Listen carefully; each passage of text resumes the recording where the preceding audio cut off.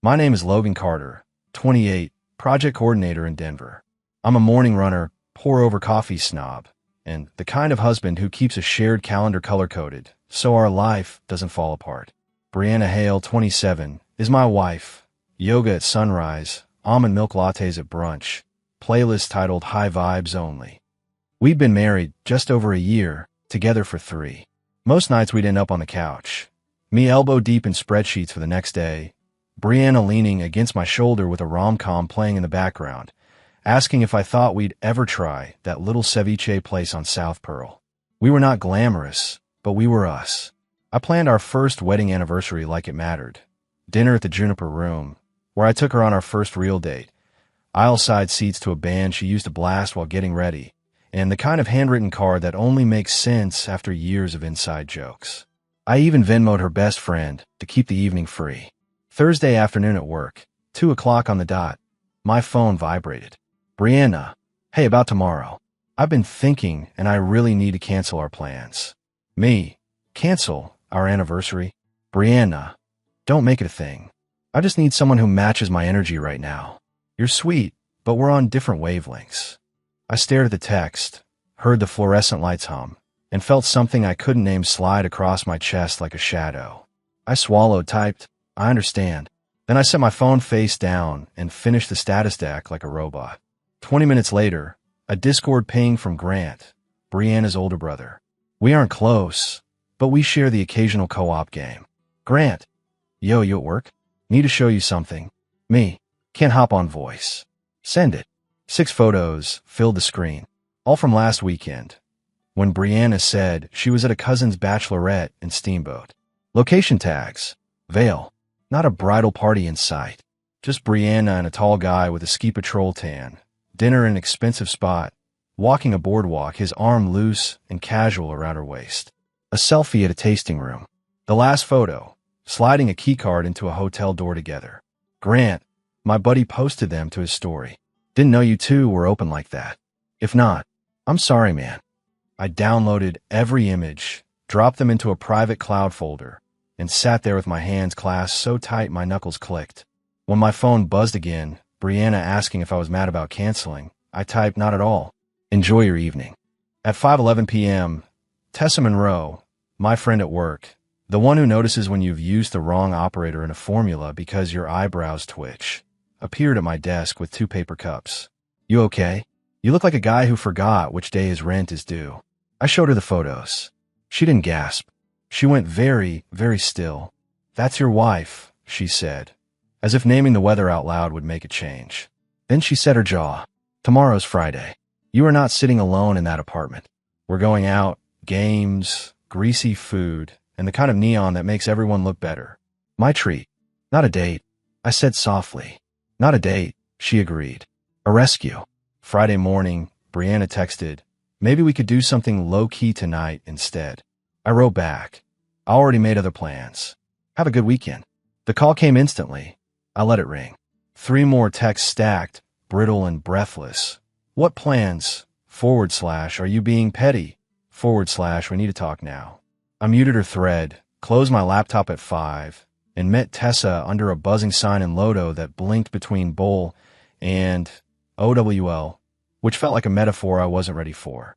We bowled terribly, ate burgers that dripped down our wrists, and chased 3 years of my life with arcade tokens. We took dumb photos. Me triumphantly holding a plastic crown the clerk gave to literal children. Tessa pretending to sob dramatically after I beat her at skee-ball. I posted 2 shots to my story with a caption, when your friend refuses to let you spiral. Not a date. A life raft. My phone began to vibrate like a trapped bee. Brianna again, and again, and again. Who is she? You're on a date on our anniversary. This is disgusting. I turned the phone face down. Tessa glanced at me. You need me to stop posting? I can take mine down. No, I said. You're allowed to exist. She bumped her shoulder into mine. So are you. At 5:47 a.m., my Ring camera caught Brianna at my door. Not knocking, pounding. My neighbor cracked his door and threatened to call the police. She left. At 7:10 a.m., she made a public Facebook post, long, self-righteous, tagged with my full name, about how I'd abandoned our marriage to hook up with a coworker. Her friends piled on, righteous and loud, and I learned how quickly people can write your epitaph without asking for context. I said nothing yet. I cleaned the kitchen, laced my running shoes, and did what I do best. Made a plan. Brianna always said honesty was a vibe. Turns out, so is proof. I drafted one short post with a photo from the bistro. Nothing explicit, just two people who had no business being that close. And wrote, "Since we're posting publicly, I made anniversary plans. My wife canceled, saying she needed someone who matched her energy. I made other plans, with a friend. If that's betrayal, then I'm guilty. P.S. Ask her about last weekend's bachelorette." I tagged Grant. The comment section did what the internet does, ate itself. Friends who called me trash deleted their comments. Others asked careful questions no one had bothered to ask before. Grant messaged privately. "I didn't want to hurt her, but I wasn't going to let you take the fall." At noon, the doorbell rang. I checked the camera. Brianna stood there in activewear, cheeks flushed, with the tall guy from the photos a few hesitant steps back. "Logan," she called through the door, too brightly. "This is Cole. He's a friend from my studio. Tell him what you told everyone. Tell him you think we're having an affair." Cole's eyes were the eyes of someone who'd realized, mid-ski run, that the slope was steeper than advertised.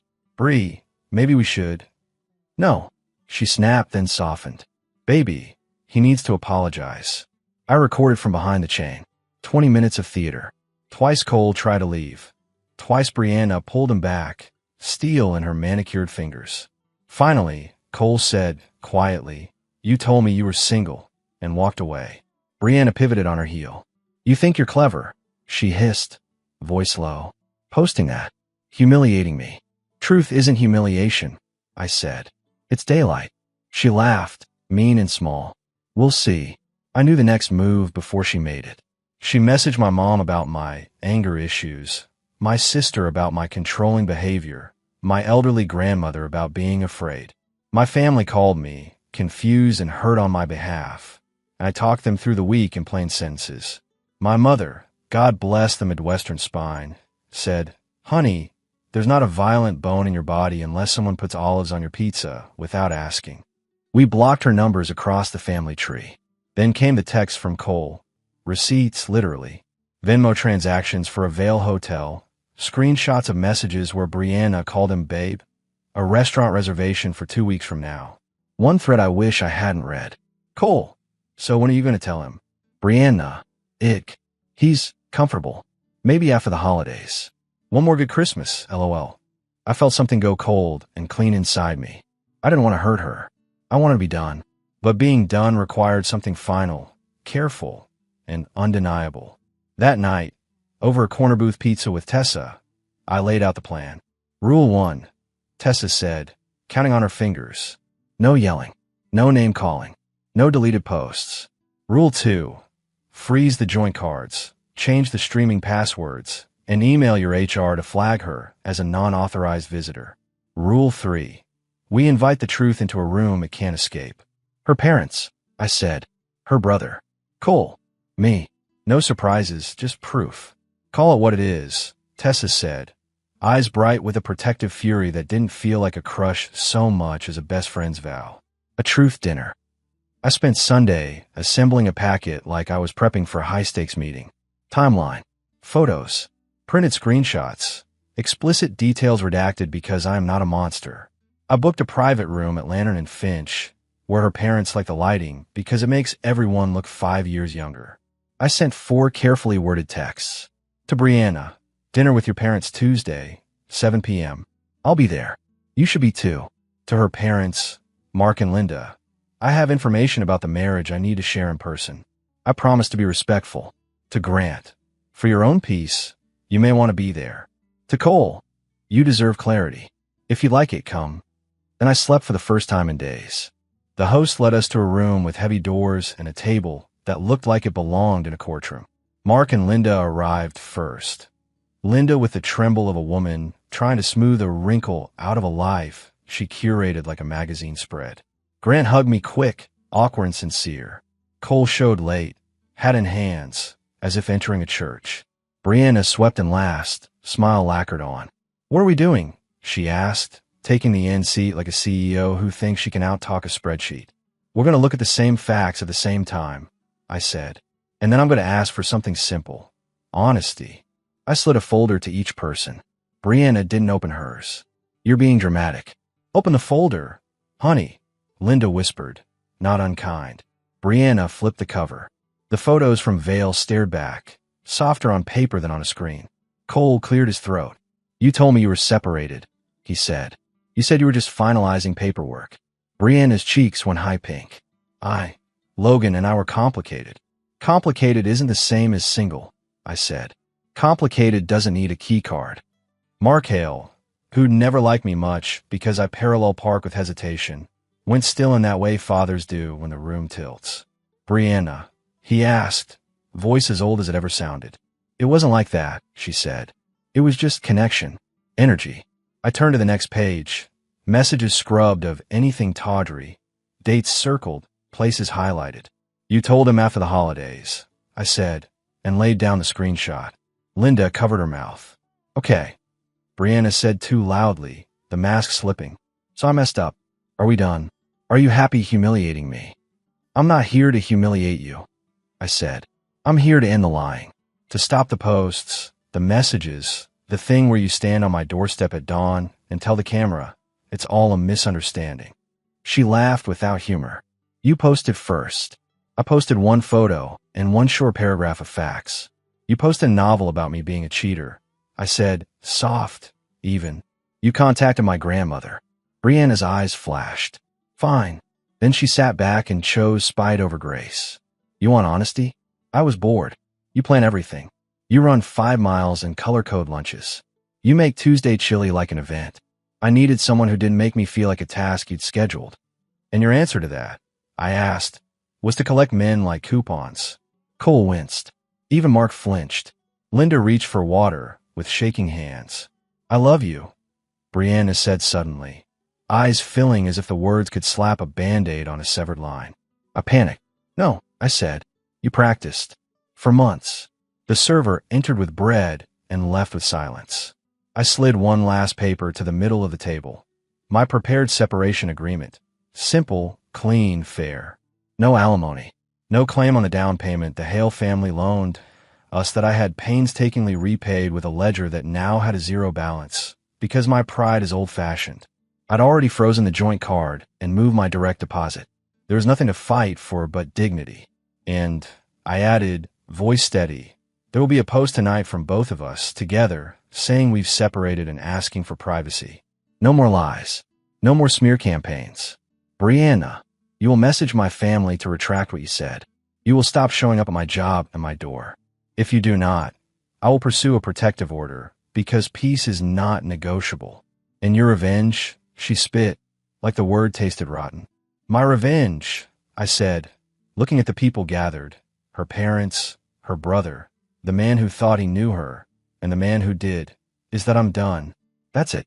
No screaming. No spectacle. Just the truth with witnesses and a door that closes without slamming. Grant spoke first. I'll help you both keep it civil. Bree, you need to stop. His voice cracked on need. Cole exhaled, long, shuddering. I'm out, he said, standing. I won't be your plan B. Or your energy match. Or whatever. He looked at me. I'm sorry, man. Linda squeezed my hand. You're a good man, Logan, she said, voice watery. I wish this wasn't happening. Mark cleared his throat like an apology he didn't know how to shape. We'll make sure she respects the boundaries, he said. It was the closest he'd ever come to saying he misjudged me. Brianna stared down at the folder, then up at the ceiling, chasing an answer she didn't have. Post together, she said finally. Fine. The bread got cold. The truth did not. I wish that dinner had been the end. But people who build with lies often try one last story. 3 days later, an email hit my inbox from a burner address sent to my HR, CC'd to a general company account, accusing me of harassing a co-worker and naming Tessa. Every sentence read like it was written by someone who had watched a legal drama once on an airplane. HR called us both in separately. I answered every question. I offered every screenshot. I included a photocopy of the truth dinner agreement, the notarized receipt to my lockdown accounts, and Tessa's calendar entries that aligned precisely with the neon of the bowling alley. Afterwards, Tessa found me by the elevators. She tried to get you fired, she said, voice flat with fury. She tried to take my reputation with it. That, I said, was her revenge. Not a tantrum at a door. Not a Facebook sermon. A quiet, calculated attempt to crack the foundation of my life because I refused to carry her story any longer. We didn't yell on social media. We sent one measured letter through my attorney. Yes, I finally hired one, spelling out the lies, the consequences, and the further steps if she continued. Defamation suit, protective order, and every screenshot metal-bound in a binder with tabs. It was not flashy. It was a scalpel. Brianna's reply through her parents' lawyer came back clipped and cool. She agreed to the joint statement, the no-contact terms, the return of the few items she still had. My college hoodie, one ceramic mug from a street fair, a PlayStation controller I'd replaced anyway. She would pick up the rest of her things from the apartment by appointment. I changed the locks and installed a keypad. I boxed her clothes with meticulous care and labeled everything. I set aside the wedding album, unsure what etiquette demanded. On the scheduled day, Grant came instead. He stood in the hallway, hands up. She's not coming, he said. She shouldn't be here. He looked around the home I had learned to maintain like a garden and winced. I'm sorry. We moved in silence, because sometimes the kindest thing you can do is move a box without commentary. On his way out, Grant paused. You were good for her, he said. She just didn't want good. She wanted new. When the door shut, I sank onto the floor and let the quiet seep in like rain through clean soil. I made Tuesday chili because I wanted to. I set out 2 bowls by habit, laughed at myself, and put one back. I ran 5 miles and didn't check my watch. I returned the plastic arcade crown to the top of the bookshelf because it made me smile, and because a room that once held a lie now held a joke I survived. That night, the joint post went up. It was boring by design. After much consideration, we have decided to separate. We ask for privacy as we navigate this change. Please be kind. No subtweets. No innuendo. No hashtags. The comments were half prayer hand emojis and half people who have never once considered logging off. We logged off. You can tell a lot about a person by what they do with an empty Saturday. I cleaned the top of the fridge. I took the succulents on the balcony out of the cheap plastic and into terracotta because I wanted them to look like they belonged. I called the men's weekend basketball group I hadn't shown up for in months, and they said what real friends say. Come when you're ready. And then they saved me a spot anyway. Brianna tried one more time. A 6:01 a.m. text from a new number. I'm getting help. I know you hate me, but I did love you. I just love myself more. I didn't respond. I didn't hate her. I hated the way she treated love like a gym membership. She could pause when something shinier opened down the street. I wrote final letters. One to my landlord closing out the emergency contact file with her name removed. One to HR thanking them for handling a personal situation with professionalism. One to Mark and Linda wishing them peace and asking them, gently, not to triangulate any future messages through me. Then I took the most important action. I went for coffee with Tessa, neutral ground, midday sunlight, so clean you couldn't fake anything in it. We sat by the window at Bluebird Roasters. Neither of us wore our lives like a uniform. For the record, she said, stirring her latte without looking up, I'm glad your revenge wasn't burning her life down. Me too, I said. Burning things down is loud. I'm not trying to be loud anymore. Tessa considered that. What are you trying to be? Kind, I said. Boundaried. Boring, in the best possible way. The kind of boring that means peace shows up and stays for dinner. She smiled. You can be boring, but you'll never be dull. We didn't kiss. We didn't plan a future. We talked about our dumbest office snacks and the worst client email subject lines we'd ever seen. We laughed the way people laugh when a weight they didn't realize they were carrying slides off their shoulders and hits the ground with a thud that doesn't hurt anyone's toes. A week later, Cole sent a message. I told my sister about you, he wrote. How you handled everything. She said, that's how an adult does it. Just thought you should hear that. I walked the long way home down 13th Avenue, past the bookstore where I once told Brianna I wanted a small life that felt big on the inside. The sky did that Denver thing where it looked painted. I thought about the word revenge, how it's a fist at first, how it can wreck the hand that holds it if you clench too long. I thought about the version of me that wanted a spectacle, and the version that chose a table, a folder, and a door that closes without a slam. Brianna's energy didn't need matching. It needed leaving. And my revenge, the only kind that doesn't rot, was making sure the truth was seen and then walking away. Not as a man who got abandoned on his anniversary, but as a husband who stared a glamour shiny lie in the face and said, quietly and completely, no more. I went home to a clean counter, a single bowl set out for Tuesday chili, a plastic crown on a shelf that made me grin like an idiot, and a text from the basketball group. Court's open. You in? I laced on my shoes. I was in.